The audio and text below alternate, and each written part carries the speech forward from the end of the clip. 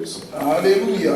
Aujourd'hui encore, nous allons continuer à parler sur notre Père Abraham et parlons de la bête d'Abraham. Amen. La fois passée, nous avons essayé de parler de la pensée comme étant des saints, et je vais insister un peu là-dessus et lire des citations qui vont essayer encore de nous rapprocher de la pensée que j'ai à l'intérieur de moi. Nous avons vu que Abraham, au début, n'était qu'un homme comme tout autre homme. Parce que vous savez que dans les naturels, dans la partie charnelle, un homme ne diffère pas de l'autre. C'est pour ça que la grandeur ne dépend pas de la partie extérieure. Si vous regardez, quand on devait choisir un roi d'Israël, quand c'était le temps du peuple de choisir quelqu'un, ils ont choisi Saül. Et Frère Branham nous dit, c'est parce qu'il était plus grand en taille. Mais quand l'heure de Dieu d'arriver était venue, il avait choisi David. Et vous allez remarquer même que quand on a appelé les enfants de Jessé, les enfants d'Isaïe, le papa de David, on avait oublié David parce qu'il n'était pas aux yeux humains comme ça, on ne pouvait pas lui les choisir. Et c'est pour ça que la Bible nous dit que même Jésus, quand il est venu sur la terre, son apparence extérieure n'avait rien pour attirer un regard. Parce que l'homme à l'extérieur, il n'est rien. C'est l'intérieur de l'homme qui est tout. Alléluia. C'est pour ça que la Bible nous dit d'ailleurs que ce n'est pas ce qui entre qui suit l'homme, mais c'est ce qui sort. Parce que c'est l'intérieur de l'homme qui constitue tout. Et nous avons vu que cet homme qui s'appelait Abraham, Dieu lui a demandé de faire une sortie. Et nous avons vu que son appel de sortir devait consister en trois choses. Il devait d'abord quitter le pays, ensuite quitter la patrie, enfin quitter la maison de son père pour pouvoir aller dans le pays que Dieu avait ouvert pour lui. C'est là le lieu où Dieu lui a dit que je te bénirai. Dieu ne lui a pas dit que je te bénirai tant que tu resteras chez toi. Il aura beau dire que Dieu m'a fait cette promesse, mais Dieu lui demandera aussi, mais dans quelle position te trouves-tu? Donc Dieu voulait qu'il puisse aller dans un endroit et qu'à partir de cet endroit-là, alors Dieu va le bénir. Il va rendre son nom grand. Et ça sera dangereux quand quelqu'un se mettra sur son chemin. Parce que la personne qui osera le maudire, alors Dieu le maudira. Mais il fallait d'abord qu'Abraham fasse quelque chose. Il devait partir. Amen. Alors, si vous vous souvenez, nous avons introduit quelque chose que nous avons dit. Nous avons dit là-bas que, remarquez, quand Jésus nous parlait de fait de construire, Jésus nous a dit que lorsqu'un homme sage doit construire, il ne doit pas construire comme quelqu'un qui n'est pas sage. Et nous savons que la sagesse d'aujourd'hui, c'est la sagesse qu'avait Salomon, n'est-ce pas? Amen. Parce que William Branham nous dit que ce qu'on appelle sagesse, c'était les dons de discernement, n'est-ce pas? Amen. Et nous avons reçu un homme qui avait la sagesse, qui avait de l'intelligence, l'intelligence qui avait de la sagesse. Et cet homme-là pouvait nous guider de la manière de faire les choses. Amen. Et Jésus, parlant de la sagesse, il avait dit qu'un homme sage, quand il doit bâtir sa maison, il doit la bâtir sur le rocher. Parce qu'en dehors du rocher, quand les tempêtes de la vie, parce que William Branham nous parle des tempêtes de la vie, nous sommes bas ici sur la terre, et jour après jour, je vous avais prêché une fois, je vous ai dit, vous devez comprendre le but pour lequel nous sommes entrés dans la chair. Nous sommes entrés dans la chair pour être tentés et éprouvés. Et ce sont des choses auxquelles nous serons confrontés chaque jour de notre vie. Mais la seule manière pour nous de vaincre, nous ne pouvons vaincre que par la parole de Dieu. C'est pour ça qu'il a dit que celui qui veut bâtir sa maison, la bâtira sur le rocher. Parce que quand les tempêtes viendront, se jetteront contre cette maison, la maison résistera. Il dit malheur à celui qui va vouloir la bâtir sur les sables du temps. On va encore parler de ça. Amen. Frère Branham nous dit ceci. Il nous dit que lorsque Dieu a créé l'homme, il a créé cet homme à son image et à sa ressemblance. Frère Mao, Genèse chapitre 1er. Et cet homme, il était un être esprit. Maman, William Branham nous dit que dans cet état-là, il n'était pas malade. Amen. Dans cet état-là, il ne pouvait pas pleurer. Amen. Dans cet état-là, il n'y avait pas de souffrance. Il n'avait même pas faim. Dans cet état-là.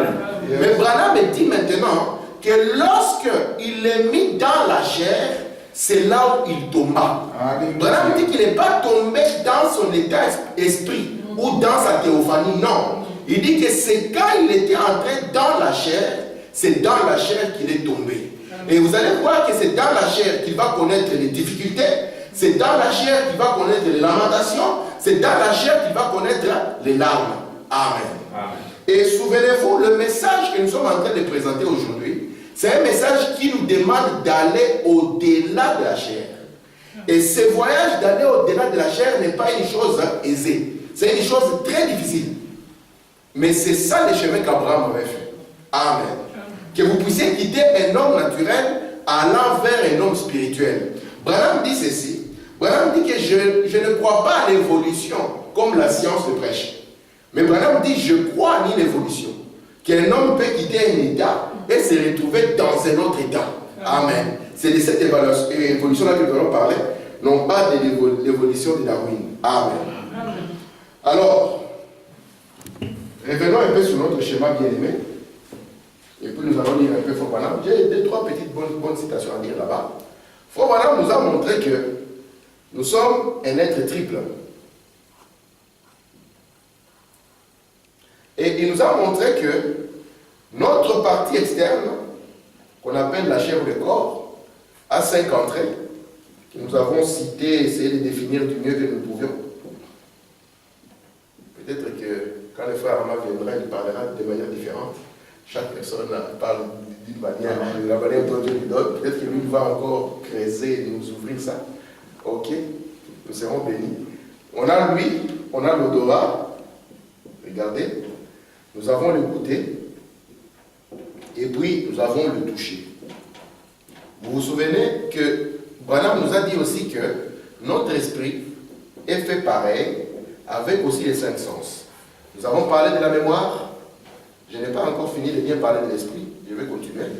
Nous avons parlé de la conscience. Nous avons parlé des sentiments. Nous avons parlé de la raison. C'est quoi les derniers sens? C'est l'imagination, n'est-ce pas? L'imagination.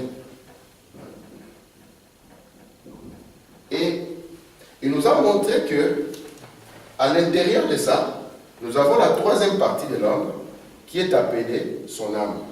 Et il nous a dit que cette âme, lui, ne réagit qu'à une chose. C'est soit la foi, soit l'incrédulité. Et je n'ai cessé de dire ici que la foi et l'incrédulité, c'est la même chose. Donc c'est vraiment la même chose. Mais ça dépend seulement de la direction que la chose est adressée. Regardez maintenant. Frère Branham nous a dit que nous, en tant que des croyants, nous ne pouvons pas placer les dons avant la parole de Dieu. C'est très dangereux. C'est vrai. Si vous voulez que votre vie soit perturbée, placez les dons avant la parole de Dieu. Vous voyez la confusion dans laquelle se trouve le monde pentecôtiste. C'est parce qu'ils ont fait l'erreur de placer le don avant la parole de Dieu. Et Branham nous dit que les 5 sens que nous avons, les sens de la chair et les sens de l'esprit, il dit que ce sont des dons que Dieu nous a donnés. Il dit que nous aussi, nous ne pouvons pas faire la grande erreur de placer ceci avant la parole de Dieu. Branham va plus loin. Il dit, lorsque vous voulez savoir comment votre vie évoluera, il dit, cela dépendra de ce à quoi vous allez soumettre ces dons-ci. Parce que je ne dis pas que quand vous allez marcher comme un homme spirituel, je ne dis pas que vous n'aurez plus besoin de vos yeux. Branham dit, cela ne va pas les anéantir. Non, messieurs. Cela ne va pas les annihiler. Cela ne va pas vous arracher votre odorat. Amen. Parce que vous en aurez toujours besoin que quand maman a cuisiné un bon repas, que vous puissiez sentir. Parce que l'homme intérieur, là, lui, ne sent pas le repas. Ce n'est pas son domaine. Amen. Amen. Mais maintenant, nous allons voir que plus l'homme, il s'enfonce dans la chair, plus il va complètement, malgré que la parole de Dieu va dire une chose, lui, il va essayer de dépendre de ce que ceci est en train de dire. Je vous ai rappelé ici l'exemple, en vous disant que quand un homme, on lui donne le permis de conduire. J'ai vu ma femme commencer à apprendre à conduire en Occident, parce qu'en Afrique, elle s'est débrouillée. Ici, c'était un peu différent. Et à un certain moment, je suis certain qu'elle n'était pas certaine qu'elle maîtrisait la voiture à 100%. Quand j'étais avec elle sur l'autoroute, je lui demandais, garde-moi du 120 à l'heure. Elle voulait rouler à 70, aller jusqu'à la 3e vitesse, comme ça elle est certaine que là il n'y a pas de danger. Et moi je disais à ma femme, garde-moi du 120. Du 120. Alléluia. Elle m'a dit 120. Et elle me disait, mais ça va vite. J'ai dit, non, garde du 120. J'ai dit, fais-moi cette distance sous les 120.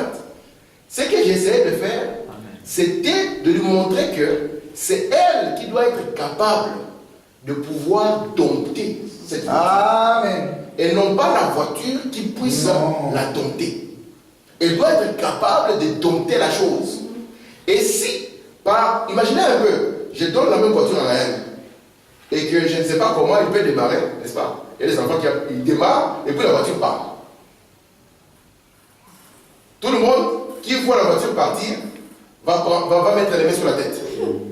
Ils diront, ça va mal finir. Je le vois avec mon tout dernier, il apprend à rouler à vélo. Et une fois que le vélo est parti sur une pente, frère, il ne s'est pas freiné. Alors vous devez courir, parce que si le vélo descend, il faut quand même freiner. Il ne sait pas c'est quoi freiner. Cela n'existe pas dans son monde. Alors, aussi longtemps qu'il ne s'est pas freiné, le vélo devient un danger pour lui, s'il n'y a personne pour l'aider. Et c'est pour ça que Dieu nous a mis aussi dans la chair. Non pas que la chair devient un danger pour nous, mais ça signifie qu'il a donné une capacité à nous de pouvoir dompter cet animal. Parce que si on ne le dompte pas, alors il devient un danger pour nous. C'est comme un vélo qui n'a pas de frein. C'est pour cela que Branham maintenant, pour nous montrer que Dieu a accordé à nous, en tant que chrétiens, cette capacité, il va nous montrer que nous ne pouvons pas vivre par les dons, mais nous allons vivre par la parole de Dieu, qui est la foi qui se trouve dans votre cœur. Vous comprenez? C'est par cela que nous allons commencer maintenant à faire chaque pas et chaque pas. Remarquez un peu. Vous savez que pour qu'Israël puisse quitter l'Égypte, ça n'a pas été facile. Hein? Il y a eu des tas de choses qui devaient faire qu'Israël puisse rester à l'Égypte. Pharaon ne voulait pas lâcher. Vous voyez? Il a fallu 10 plaies. Exactement comme nos 10 sens. Vous voyez? Pour que cela puisse lâcher prise. Et vous allez remarquer maintenant que ce n'est pas directement qu'ils y sont arrivés. Ils sont partis étape par étape. C'est pour ça que vous allez voir, voilà, vous prêchez les messages, Israël à l'Égypte, Israël à la mer Rouge, première partie, deuxième partie, Israël dans le désert. Vous comprenez? Ils vous montrent les étapes jusqu'à ce qu'on puisse y arriver. Amen. Amen. Je vais lire, voilà. Je suis dans le message de super sens. Il dit ceci. Dieu donna ses sens, mais ils vous sont donnés comme un don. Cela dépend de la façon, c'est à quoi vous soumettez ces sens, déterminera la façon dont votre vie sera dirigée. Cela dépendra de la façon dont vous soumettez vos 5 sens. C'est ce que vous voyez, ce que vous entendez, ce que vous goûtez, ce que vous sentez et touchez, c'est à quoi ces sens sont soumis, vous dominera. Écoutez par exemple. Il dit ceci, je suis par exemple 59 dans la même brochure. L'homme naturel est né avec ses sens. Donc, ce sont des sens dont la nature l'a doté. C'est vraiment la seule chose qu'il connaîtra jamais à ce sujet. Dans sa pensée intellectuelle, il peut simplement penser comme un homme, il peut voir comme un homme, il peut comprendre comme un homme, il peut entendre comme un homme. Mais lorsqu'il devient gouverné, écoutez comment on appelle ça, lorsqu'il devient gouverné, virgule, il dit ou régénéré, c'est ce que nous appelons né de nouveau, alors le 6e sens s'empare de lui. Et ce faisant, ce super sens l'élève à un endroit où il a la foi de croire les choses qu'il ne pouvait entendre, les choses qu'il ne pouvait voir, pour comprendre ce qu'il ne pouvait comprendre, il y croit malgré tout, parce qu'il est gouverné par ce 6e sens, ce super sens. Oh, comme c'est merveilleux de savoir cela et de penser combien c'est simple d'y croire. Frère montre que l'homme naturel n'est pas gouverné. Il est comme un vélo qui n'a pas de frein. Mais il dit que l'homme, quand il devient gouverné, qu'il est dominé par Dieu, il dit c'est là où Dieu commence à l'amener à être capable de déclarer des choses que l'œil n'a pas vues, que l'oreille n'a pas entendues, que le son, le toucher n'a pas touché cela. Mais il commence à entrer dans un monde. Amen. Amen. Écoutez un peu ceci. Je reviens sur la citation, comme ça je vais mettre au tableau. Et on va expliquer la citation. Écoutez, Frère Branham. Je l'ai dit la dernière fois, c'est dans la foi et le super sens. Écoutez ceci. Je commence au paragraphe 113. Maintenant, retournons en arrière pour reprendre quelque chose. Vous vous souvenez du sujet du dimanche passé, la porte de l'âme, vous vous souvenez? Il y a ainsi un sein, donc une matrice pour ce qui est physique, il y a un sein pour l'esprit. Croyez-vous cela? Il y a une matrice spirituelle, il y a une matrice physique. Il continue. Je vais au paragraphe 114 au milieu. Il dit ceci. C'est ainsi que l'adultère est commis spirituellement. Lorsque, connaissant la parole de Dieu, vous acceptez un mensonge du diable par un rapport avec l'esprit, plutôt que la parole de Dieu. C'est exactement ce que fit Ève. Premièrement, il y avait un rapport spirituel. Lorsqu'elle crut le mensonge de Satan, elle le laissa entrer dans le sein ou la matrice de son esprit. Frère dit, cela pollua son âme et plaça la mort dans l'âme. Ensuite, l'acte naturel se produisit. C'est la seule manière dont une femme puisse commettre adultère envers son mari. C'est premièrement laisser un homme la convaincre, ensuite recevoir un homme qui n'est pas son mari. Alors elle a commis l'adultère. Écoutez, au paragraphe 115, il dit, Jésus n'a-t-il pas dit, quiconque regarde une femme a déjà commis adultère avec elle dans son cœur. Regardez une femme pour la convoiter. Il dit, pourquoi? Il l'a laissé entrer dans son esprit. Il dit, c'est le sein ou la matrice. Cela met les choses en marche. Vous comprenez? Cela met les choses en marche. Toi, mes gamins, sois avec moi ici. Parce que je parle de ceci. Ce sont des choses pratiques. Chaque jour de votre vie, vous serez confronté à faire un choix. Chaque jour de votre vie, vous aurez des batailles dans votre pensée, des batailles dans votre esprit. Et Frère Branham vient de nous montrer ici comment est-ce que la chose se déroule. Alléluia. Il dit ceci. Il dit, vous devez savoir que l'esprit, c'est une matrice. Vous êtes là? Ça signifie quoi? Ça signifie que l'esprit est capable de recevoir une sémence. Et quand elle reçoit une sémence, elle est capable de la mettre sous une certaine atmosphère propice à ce que la sémence puisse produire ses fruits. Vous comprenez ça? Et vous devez savoir que chaque sémence se reproduit selon son espèce. C'est pour ça que nous croyons que la sémence que nous devons ensemencer en vous, c'est la parole parlée. Parce que la parole parlée, c'est la sémence originelle, et la sémence originelle a la vie en elle. Regardez maintenant, mes frères. Branham nous dit ceci. Il nous dit que notre esprit, c'est pour ça que je reviens sur la parabole de Jésus. Jésus nous a dit que c'est lui qui bâtit la maison. Regardez, nous avons défini la dernière fois qu'est-ce qu'est la maison. N'est-ce pas? Amen. Amen. Nous avons dit, Branham nous dit ceci, vraiment. Il nous dit que vous ne pouvez pas empêcher un oiseau de voler au-dessus de votre maison. Amen. Et l'oiseau qui vole au-dessus de votre maison, c'est les pensées qui viennent vers vous. Amen. Vous ne pouvez pas vous empêcher que quand vous sortez dehors, vous voyez une femme mal habillée. Vous ne pouvez pas empêcher ça. Et que le diable te dise, vraiment, où est-ce que tu as vu? Parce que si toi tu refuses que le diable ne te parle pas comme ça, tu refuses alors ce qui est écrit dans la brochure. Parce que Branham nous dit que même Jésus, quand il était sur la terre, le diable a essayé de le tenter, même avec les femmes. Vous comprenez cela? Amen. Alors prenons un exemple. Je suis en train de parler des choses que nous allons vivre chaque jour de notre vie. Yes, et je sais que le seul moyen pour nous d'avoir la victoire, ce n'est pas par un autre moyen. C'est pas le moyen propice de la parole. C'est le conseil de Dieu. Branham nous dit que vous ne pouvez pas empêcher à un oiseau de voler au-dessus de la maison. Vous n'empêcherez jamais à ce que le diable vous influe et qu'il puisse souffler sur vous dans le domaine de votre pensée.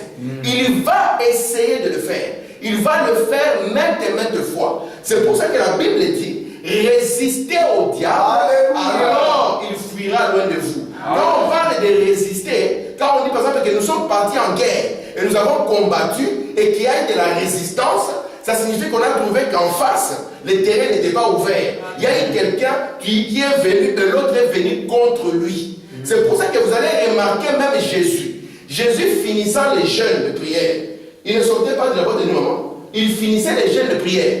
Et après avoir fini la série de prières de 40 jours, qui rencontre en premier? Il est ici. Il n'a pas empêché à l'oiseau de voler au-dessus de sa maison. Amen. Vous comprenez? Et quand l'oiseau a commencé à voler au-dessus de sa maison, qu'est-ce qui s'est passé? Il commence à lui dire, mais si tu es le Fils de Dieu. Mais depuis qu'il y a ainsi, alors que la parole de Dieu dit que Jésus savait qu'il était le Fils de Dieu. Mais lui, il commence comme s'il a besoin que tu le lui prouves. Prouve-moi que tu es un chrétien. Est-ce qu'on t'a dit que c'est chez toi que je dois donner la preuve? La preuve de mon christianisme n'est pas chez toi. La preuve de mon christianisme existe dans l'amour entre moi et mon Dieu. C'est pour ça que je ne crois pas aux brebis qui sont là pour que les prédicateurs puissent avoir une bonne image d'eux. Oui, il a la bonne image et enfin. Vous comprenez? Cela n'amène nulle part. C'est vrai. Alors, si tu es un fils de Dieu, alléluia, fais que cette pierre soit transformée en pain. De sorte qu'au lieu de souffrir comme tu souffres là, que tu puisses manger aussi. Mais Jésus, sa maison était bâtie sur le rocher. Alors, qu'est-ce que ça a fait? Quand il y a eu ce premier vent qui est venu, le rocher devait réagir. La révélation de la parole de Dieu. C'est pour ça qu'il lui a répondu. Même s'il a amené une écriture mal placée, il lui a répondu en disant, il est aussi écrit. Amen. Mais si votre maison n'y est pas, mes frères, qu'est-ce qui va se passer? Parce que c'est quelque chose qui se passera à nous continuellement. Frère Branham dit, les deux natures en vous vont se battre jusqu'à ce que vous quittiez la terre. Amen. Aussi longtemps qu'on n'a pas déposé ces messieurs, il va essayer de vous pourrir la vie.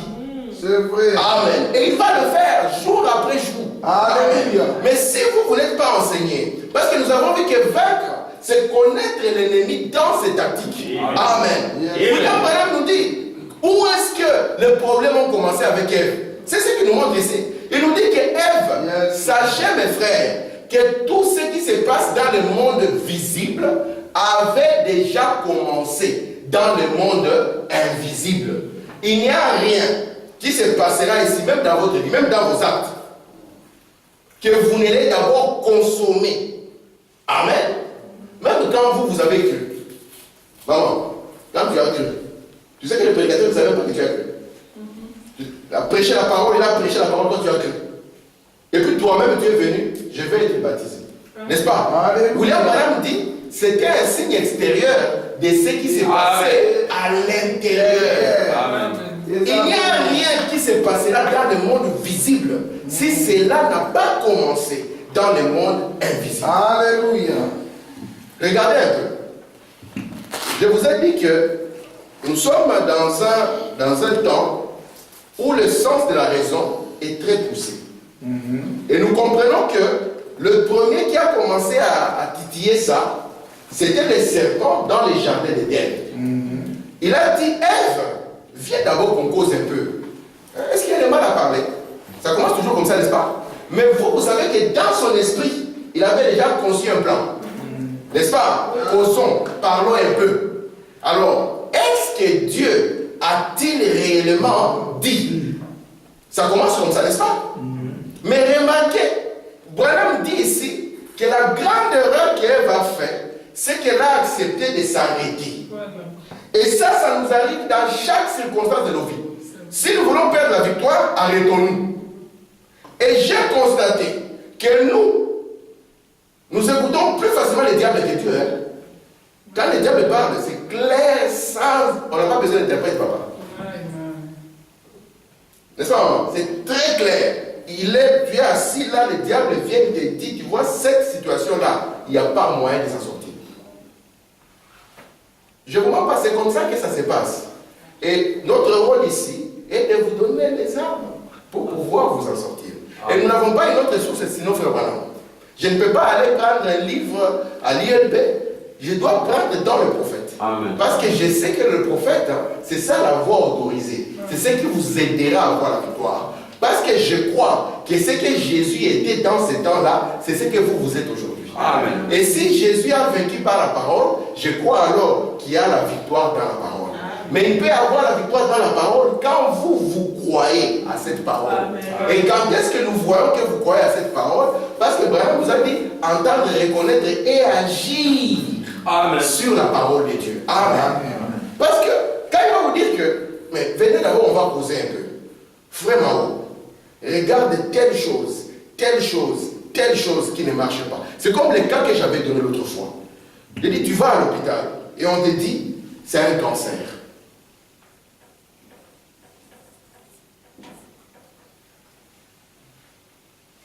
William Branham dit que c'est un mot que la médecine lui a donné. Hein. La médecine l'a appelé cancer. Mais nous savons que c'est un démon. C'est un démon. Mais c'est un démon méchant. Hein. Il est méchant. Les types de la Odyssée. Vous voyez pourquoi la Odyssée est méchant ou pas? Il est comme ça. Lui, il veut ôter la vie. William Branham dit, remarquez, il est très dangereux. Pourquoi? Parce que lui, il attaque les éléments même de la vie. Les cellules. Il commence comme un être humain. Exactement comme un être humain. Il va prendre la plus petite cellule, la cellule rétrograde. Et puis, à partir de cette cellule, il va amener dans cette communion une autre cellule. Mais Frère Branham dit, vous commencez par une cellule, mais le but, c'est que vous puissiez former un corps parfait. Mais lui, son but, c'est juste, il ne va pas avoir une forme quelconque. Il va prendre n'importe quelle forme, mais son objectif est de détruire. Amen. Alors, vous allez quelque part, on vous dit les cancers. Je me souviens une fois, il y avait un frère qui avait eu une tumeur en dessous du clavicule, en dessous ici. Et les médecins ont essayé de voir, c'était compliqué. Les médecins n'ont pas compris comment ça se passe. C'était une masse cancérigène qui était en dessous du clavicule. Et ça poussait le clavicule. Donc imaginez la douleur qu'il y avait. Hein. Le frère, il s'asseyait par terre et pleurait comme un enfant. Alors, à un moment, on a amené le frère à Bordeaux. Vous voyez l'hôpital Bordeaux ici. C'est l'hôpital spécialisé dans les cancers. Et quand vous y allez, vous allez être reconnaissant de la santé que Dieu vous a donnée. Il y a beaucoup de choses pour lesquelles parfois on ne pense pas. C'est vrai. Dans notre vie, nous regardons simplement ce que nous n'avons pas. Mais nous ne regardons pas souvent ce que nous avons déjà. Amen. Et pourtant, David a eu sa victoire quand il pouvait d'abord regarder ce qu'il avait déjà. Amen. Alléluia. Alléluia. Parce que souvent, pourquoi est-ce que la Bible dit qu'il est préférable à un homme d'entrer dans une maison de deuil que plutôt dans une maison de fête? Parce que dans la maison de deuil, à un moment comme ça, on s'arrête. On commence à réaliser tout ce que tu as. Et tout ce que tu as. Et tu dis, Seigneur, je suis reconnaissant pour ceci. Je suis reconnaissant pour cela. Et quand le frère était là-bas, avant de partir, heureusement que Dieu est bon envers nous. Il nous a donné l'arme de la prière. Alors, Alléluia. on avait prié pour les frères, on l'avait oint lui. Ils sont partis là-bas, la masse était là. Et puis ils ont regardé le lendemain, la masse était calcinée. Alléluia. Jusqu'aujourd'hui, les frères, si vous voulez, c'est le frère Roger. Tout le monde me connaît. Allez voir son témoignage, écoutez-le. La masse était calcinée. Jusqu'aujourd'hui, ils n'ont jamais compris ce qui s'est passé. Amen. Et je crois que c'est sa foi à lui qui a produit ça. Amen. Sa foi a produit ça pourquoi? C'est parce qu'au lieu qu'il puisse définir le cancer comme étant sa fin, il a dit niet. Je crois qu'il y a le psaume 103 qui dit que je suis l'Éternel qui te guérit de toutes tes maladies. Alors, qu'est-ce qui se passerait dans les cas contraires? Branham, quand il était à la chair et qu'il prêchait la guérison divine, Branham était conscient que lui ne peut guérir personne. Amen. Vous savez ça? Branham était conscient qu'il ne peut guérir personne. Parce que même Jésus, si on était à Galilée à cet instant, qu'on nous fait voyager dans le temps, qu'on arrive à Galilée, nous tous avec nos maladies, nous courons devant Jésus. Branham nous dira, il ne saura rien faire. Et nous l'avons vu complètement dans la Bible. À chaque fois qu'un homme venait, il lui posait la question, est-ce que tu crois? Crois-tu que je suis? Hier, j'ai parlé avec un frère au téléphone. Je parle au téléphone. Et il me dit, ah frère, tu vois, moi, je sais que là, dans 3 ans d'abord, parce que là, dans 3 ans, je n'aurai pas l'argent. J'aurai l'argent après 3 ans et tout ça. Oh. Moi, je me suis arrêté, je me suis dit, papa, tu as lu ça dans une brochure? Non, parce qu'il a regardé ses études, hein. Il a dit que je vais finir dans 2-3 ans, c'est à partir de là que j'aurai l'argent. Moi, je dis non. Tu as lu ça dans une brochure? Il me dit non. Moi, je dis, mais sur base de quoi toi-même tu déclares ça sur ta propre vie? Tu dis seulement que dans 3 ans, je n'aurai pas la... Quelle confession? Moi, je dis, tu sais qu'aujourd'hui, la divinité, elle habite dans l'être humain. Amen. Et c'est que, voilà, on dit, c'est que vous sortez de la bouche, c'est comme si c'est Dieu qui l'a dit. Moi, je dis, mes frères, mais qu'est-ce que tu es en train de faire là? Là, il s'est réveillé. Moi, je dis, tu sais pourquoi tu parles comme ça? C'est parce que ton raisonnement t'a dit qu'on trouve l'argent par les études. Et tu peux finir, tu manques même le boulot, non? Amen. Et qui sera la base de ça? Ça sera Dieu, mais ça sera toi. Comment est-ce que tu peux regarder comme ça? Au lieu que tu commences à... Parce que dans notre maison, il n'y a rien de négatif. Vous voyez, le négatif, c'est celui-ci. C'est pour ça que Branham dit, il faut la chambre noire. Lui, c'est le négatif. Tandis que celui-ci, c'est le positif. Alléluia. Amen. Amen. Il est très difficile que quand tout est complètement sombre, que vous puissiez commencer à parler d'une voie de sortie. Oh, c'est le seul moyen. Alléluia. Amen. Surtout si vous êtes un conducteur. Vous êtes un papa à la maison. Les gens pensent que les papas ne souffrent pas. Vous savez ça? Ils pensent que les papas ne pleurent pas. Les papas, ils pleurent aussi. Mais pourquoi est-ce qu'ils ne peuvent pas pleurer devant tout le monde? Parce que s'ils pleurent devant tout le monde, alors ça devient la panique générale. Imaginez que frère Amad vienne ici, ils disent, ouais, mes frères, la parole, ça ne marche plus. Mais ce serait la dépendance ici. On va dire, mais c'est quoi ça? Vous comprenez? Alors c'est la position que nous devons avoir. Amen. Même quand vous avez peur de quelque chose, ne laissez pas les diables le savoir. Amen. Que quand ils vous regardent, ils disent, mais c'est donc même comment? Malgré ceci, malgré cela, ça tient encore. Il dit, ne laissez jamais les diables le découvrir. Parce que lui, quand il peut tenir quelque chose, hein, alors sur ça, il va souffler très fort. Oui, c'est ça. Si c'était moi, par exemple, ou bien quelqu'un d'autre qui n'était pas fort, frère Mao, tu as le cancer. Là, le problème des papiers, tu oublies. Alléluia. On te dit entre la santé et les papiers, qu'est-ce que tu choisis? J'ai choisi la santé. Amen. Tu as le cancer. Et chez nous, le cancer signifie la mort. Et la mort, dans quelle souffrance? Hein, maman? Ça signifie la mort. Donc, cancer signifie baudet.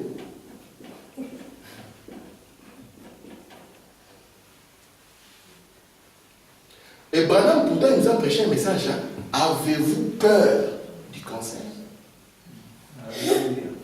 Donc, Dieu de son côté, maman, il ne nous doit plus rien. Dieu nous a donné tous les conseils qu'il pouvait. Amen. Et ce qu'il attend de nous, c'est que nous soyons capables de prendre ces conseils. Je vais parler doucement comme si on moralise les troupes. Hein, doucement. Dieu, ce qu'il attend de nous, maman, c'est que nous puissions prendre ces conseils et vivre par ces conseils. La parole de Dieu, aussi longtemps qu'elle est dans une brochure, dans votre tête simplement, elle ne pourra jamais vous aider. C'est vrai. Mais quand la parole de Dieu peut descendre dans votre cœur et devenir une action, à partir de là, vous pouvez commencer maintenant à récolter les fruits. C'est vrai. On dit que c'est un cancer, c'est ce que le médecin a dit. Pourquoi l'a-t-il dit? Le pauvre a vu cela avec ses yeux. Amen. Amen. N'est-ce pas, papa? Mais en face de lui, il y a quelqu'un qui peut voir au-delà de ce que l'œil naturel ne voit pas. Alors, frère Benjamin, on arrive chez notre docteur à Bordeaux. C'est un professeur de l'UEP. On a cherché le meilleur qu'il y avait, n'est-ce pas? Parce que dans des cas comme ça, il faut chercher un meilleur. Quelqu'un qui sait de quoi il parle. N'est-ce pas, frère Samuel? Le professeur, il vient, c'est le mérite, les spécialistes de tous les cas compliqués de Belgique. Et vous dit, regardez, croyez-en mon expérience, mon ami. J'en ai vu beaucoup avant vous qui étaient dans le même cas. Ce qu'il est en train de faire, il veut vous amener à vous identifier au beaucoup qu'il a vu. Mais il ne sait pas qu'il a un cas rare, une espèce rare en face de lui. Alléluia. Amen. Et cela dépend de vous, de réclamer vous êtes une espèce rare, ou bien vous êtes les cas qu'il a connus, les cas généraux. Amen. Amen. Alors, moi, c'est notre Amen. expérience. Ça te prend dans 1 ou 2 mois. C'est terminé. Ça, c'est fulgurant. Et d'ailleurs, je vois qu'il est pire que ce que j'ai connu. Amen. Vous savez qu'il y a des chrétiens qui ont eu assez d'audace et qui ont dit au docteur en face, il a dit, ne t'en fais pas. Mon Dieu est capable de me sortir de ça. Alléluia. Et je crois qu'il va le faire. Amen. Mais quel est le combat qui sera en vous? Parce que souvenez-vous que votre esprit est une matrice. Ceci vient comme une sémence. Et vous pouvez remplacer les cancers par n'importe quelle circonstance que vous allez rencontrer. Cela viendra, n'est-ce pas? Parce que nous avons vu que votre conscience, c'est comme, il est là, n'est-ce pas? Afin de vous faire comprendre l'information qui vous est dit, maman. Maman, est-ce que tu as compris ce que le professeur a dit? C'est ce que la conscience va insister. Maman, est-ce que tu as compris? Je vois que tu es en train de rire avec les autres frères. Est-ce que tu as compris ce qu'ils ont dit?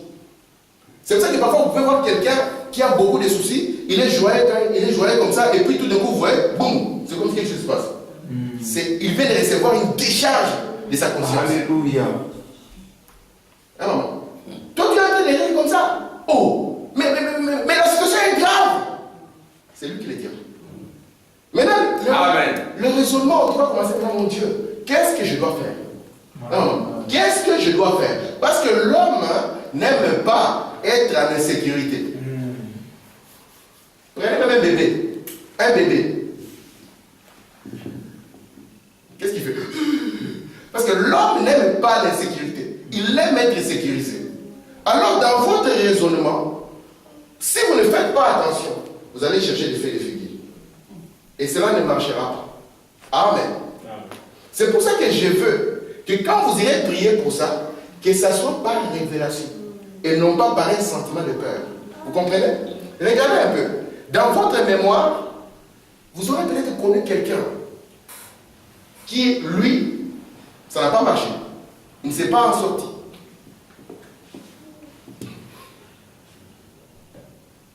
Frère David, disons que nous sommes les meilleurs amis. Nous venons ensemble en Belgique. Et puis après, toi, tu as un papier, moi, je n'ai pas de papier. Et puis, ou bien nous deux, nous n'avons pas de papier. Et puis, tu apprends, on fait comme ça, un mois, on ne s'est pas vu. Et tu poses la question, mais Tim est où? On te dit, mais tu n'as pas, tu ne sais pas. Mais Tim a été refoulé. Non. Automatiquement, là où il est, vous allez voir son visage, il va devenir bleu. Parce que quand il devient bleu, ce n'est pas le problème de Tim d'avoir été refoulé. C'est que c'est lui qui s'est identifié à Tim. Il n'a pas regardé les autres que Dieu a aidé, même sans la bouille. Nous avons un exemple ici, non? Amen. Il est parti à la commune, il est venu avec un papier. Amen. C'est notre Dieu. Amen. N'est-ce pas? Amen. Alors, au lieu que tu t'identifies, tu dis, mais Seigneur, papa, lui aussi, il était comme ça, il n'avait pas, moi aussi, je peux avoir. Amen. Mais tu vas regarder, et même il est parti, tu te mets dans ses chaussures. Et pourtant, Abraham dit, j'ai du succès quand j'ai pris pour les gens, c'est quand je suis dans leurs chaussures. Mais toi, tu te retrouves dans les mauvaises chaussures. Amen. Tu t'es mis dans sa condition. Et tu commences à dire, moi ces jours-ci je ne sors plus. Parce que si je sors, on va me contrôler, je suis sûr qu'on va m'attraper. Et les jours où on va t'attraper, tu vas me téléphoner et dire, qu'est-ce que je vous témoignais?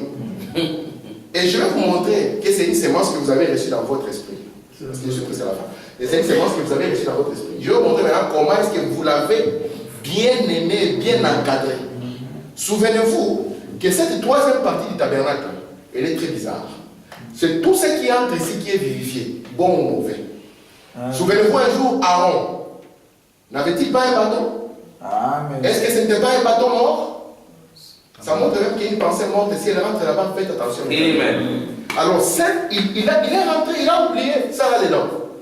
Et quand il a oublié, le temps de revenir, il faut madame dire qu'il avait poussé des dates et les gens les ont mangés. Amen. Ici, c'est la maison de la puissance. Amen. C'est la maison de l'énergie qui est capable de recevoir une sémence que vous avez transmise et qui vous donne l'équivalent physique C'est ici où on vous donne maintenant l'équivalent physique.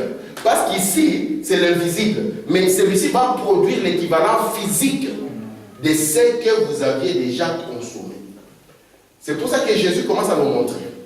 Il dit, le problème de l'adultère n'est pas qu'on a attrapé un homme avec une femme, comme au temps où ils étaient venus voir Jésus, n'est-ce pas?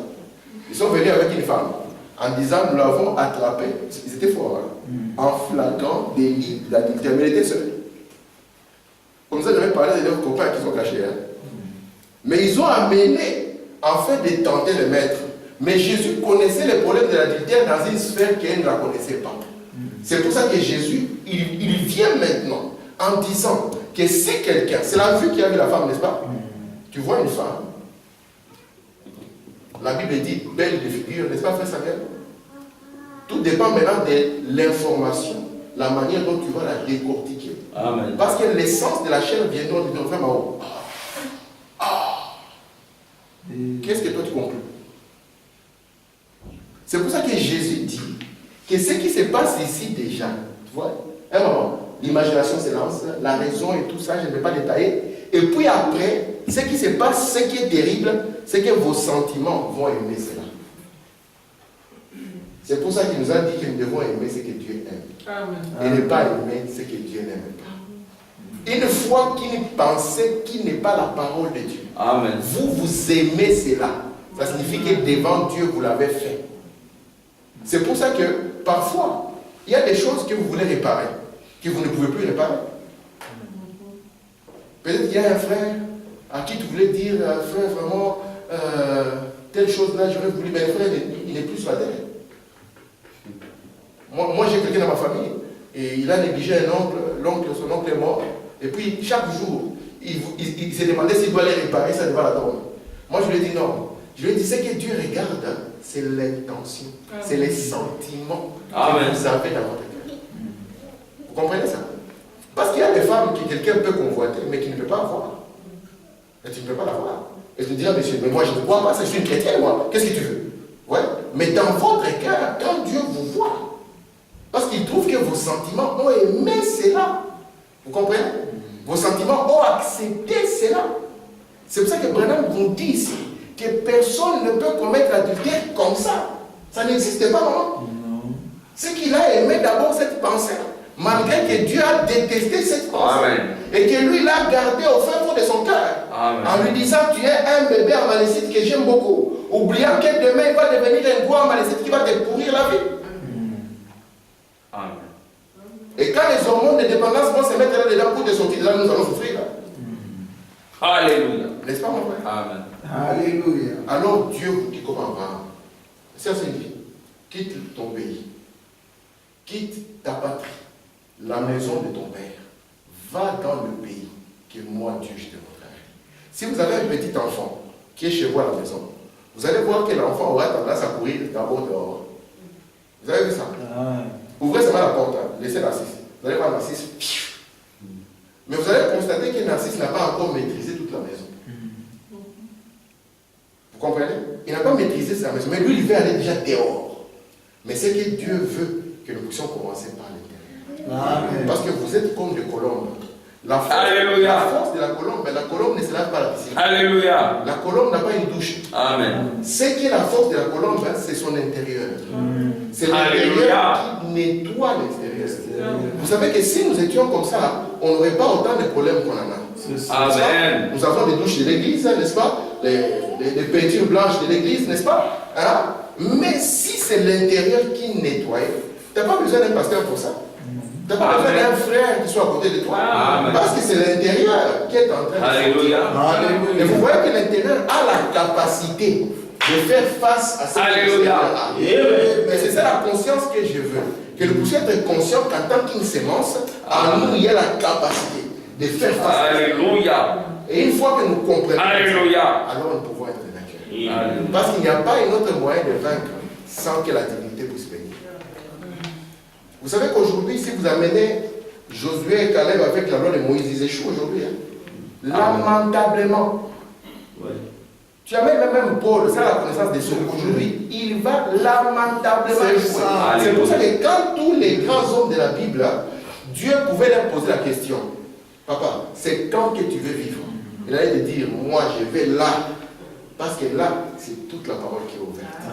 C'est Dieu et l'homme qui deviennent un de nouveau. Quand on dit que Dieu et l'homme deviennent un de nouveau, ça signifie alors que l'homme devient capable de vivre par son âme. C'est ça, Dieu et l'homme devenant un de nouveau. C'est l'homme devient capable de vivre par son âme. Et c'est ça ce que nous sommes en train de poursuivre. J'ai parlé doucement pour vous stimuler, pour vous encourager. J'aimerais que par la grâce de Dieu, papa, avant d'accepter qu'une pensée reste en toi, pose-toi la question. Si c'était Jésus, si c'était Branham, quelle est la pensée qu'il aurait par rapport à cette circonstance? Amen. Alléluia. Quelle est la pensée? Parce que le diable sait, quand il vous met sous pression, il sait que par après, une fois que vous l'avez conçu, vous verrez par après que le fruit deviendra bon. Et sera capable d'ouvrir l'intelligence. Et la descente de l'enfer commencera. Vous êtes avec moi? Et moi, je crois que cette parole est venue pour que nous soyons bien. Amen. Mais nous ne pouvons pas être bien selon nous. Je vous ai dit que tous les noms composés se trouvent dans Jéhovah.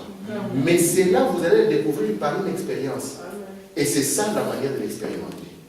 Tu comprends, papa? C'est ça la manière de l'expérimenter. Même si on dit, pourquoi est-ce qu'on dit ici que, non, si on dit qu'en Belgique, il y a que cette personne qui verra Dieu, n'est-ce pas? Et qui est sauvée. Quand on dit en Belgique, il n'y a qu'une seule personne qui est sauvée. Tu dirais que c'est qui, papa? C'est moi. Pourquoi tu ne diras pas que c'est le pasteur? Parce que là, ça devient, non, c'est moi. Alors, si ça peut être moi dans le cas du salut, pourquoi ça ne peut pas être toi dans le cas de la guérison? Pourquoi ça ne peut pas être toi dans le cas des papiers? Pourquoi ça ne peut pas? Vous comprenez? Parce que frère Madame dit, c'est la même foi qui nous a fait vivre au-dessus du péché. C'est la même foi qui fait tout. Alléluia. Parce que, maman, si tu dis seulement que ce n'est pas moi, c'est le pasteur, c'est terminé, tu commences à rétrograder. Mais pourquoi tu dis que c'est moi? Parce que c'est le pasteur. Nous avons la station ici, il dit c'est vous qui allez au ciel. Ce n'est pas moi, c'est vous qui allez au ciel. Donc tu dis, pasteur, ça c'est ton histoire, toi tu es là pour prêcher. Mais moi je crois que s'il y a quelqu'un ici, c'est moi. Alléluia. Amen. Et j'aimerais que vous puissiez avoir cette position. Parce que le diable viendra. Mais vous résistez lui. Dites-lui, je suis un fils de Dieu. Jésus avait la fierté de dire, je suis un fils de Dieu. Il dit, mais hier tu as fait le truc, hier j'ai réparé, tu n'as pas vu. Je suis un fils de Dieu. Même avant-hier, tu avais fait, tu n'avais pas vu quand j'avais réparé. Moi, je suis un fils de Dieu. Amen. Et c'est comme cela que vous allez vaincre. Amen. Parce que cette parole ne parle que de vous. Vous savez que dans le Nouveau Testament, c'est vous. Amen. C'est ça. Dans le volume du livre, Dieu devient une femme. Amen. Alléluia. L'émancipation de la femme. Amen. Que Dieu vous bénisse. Amen.